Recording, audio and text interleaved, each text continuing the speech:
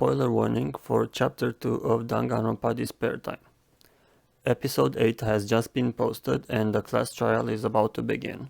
So I just wanted to make a quick video speculating on the identity of the killer for Chapter 2. So make sure you watch the videos before you watch this video. Okay, so I'm going to start now talking about who died and who I think are the suspicious people. Right now, David seems like the most suspicious person to me. I think the killer is either someone who R.A. trusted or the person whose secret she received.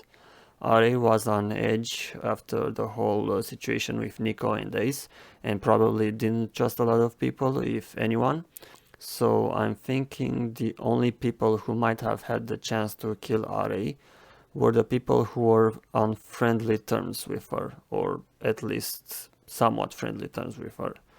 For example, David, Eden, Julia, or Whit, or maybe even someone who doesn't seem very threatening. David did say he was going to the relaxation room on the evening before the murder, which is opposite to the playground. And we do know that the killer has to have gone there at some point in time because the fish were in the playground. There's also the whole thing with David's secret. It was his own claim that his secret was that his family had a history of depression. So he could have been lying about that to gain everyone's trust. Considering that he didn't really want Monotivir to reveal everyone's secrets, it's possible that he planned to kill someone from the very beginning, and he just said he revealed his secret, quote unquote, to gain everyone's trust. But he also seems like a too obvious choice, like a red herring. So I'm thinking other people are also suspicious. Ace and Nico also seem like very obvious suspects. For example, Nico's secret was that you weren't accepted because of your identity. And Nico tells everyone that that's about being gender non-conforming. But it's also possible that the identity part in the secret refers to Nico being some psycho crazy serial killer, so some werewolf who likes to drink human blood, or something like that. And that's why other people didn't accept Nico. But I do think that seems very unlikely, because if you look at all the secrets, Mono TV frames all of them in the worst possible way. And this vague way to write about Nico's secret does make it seem like it could be something worse than what it actually is. So right now I'm thinking Nico did tell the truth about their secret. A lot of people in the comments have pointed out the possibility that Ace actually tried to unlife himself and Nico just stumbled upon the scene and tried to help him. And then Nico panicked when Teruko arrived, and then Ace tried to put the blame on Nico so as to not admit to trying to unlife himself. Also, Rose losing some of her chemicals might also be a coincidence. So it's not like Nico is 100% evil, but we'll see what happens.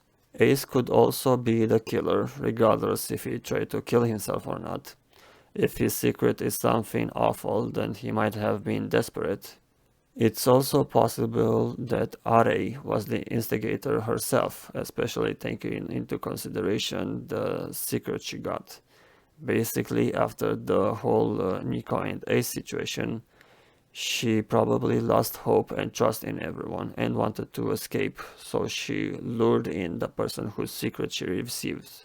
In regards to how the murder took place, I kind of have no idea. I do think Veronica is right that Ari would have had to fall from a higher place and to have her neck snapped. The metal beams and broken light on the ceiling of the playground do seem to indicate that. My guess is that maybe Are fell from the ceiling and then the killer cut the rope and tied it to the strings, leaving the leftover rope under the spinning carousel. No idea on why the killer would need water or the tape on the carousel though. Maybe the carousel was used to lift the body up like a pulley or winch. Also, right now I have no idea on what the deal is with the old clothes that Charles found in the changing room.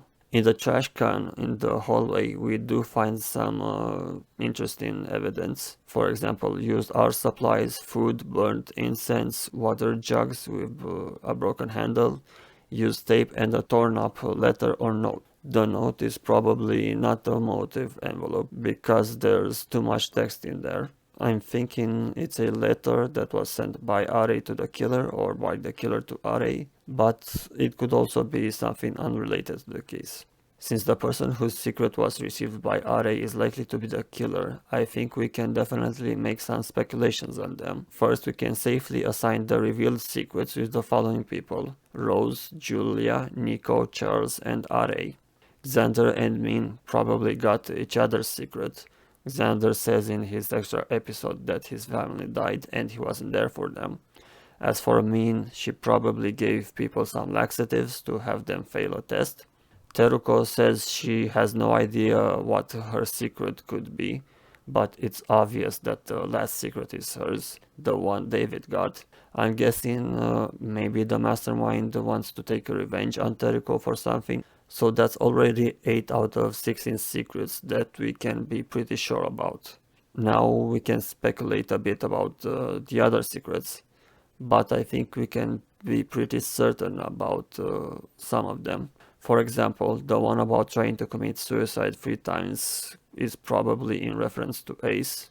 The person refusing to eat is probably someone thin, so maybe Veronica, Wit, or Arturo. But considering the fact that he always has his face masked and his obsession with physical beauty, I'm thinking Arturo.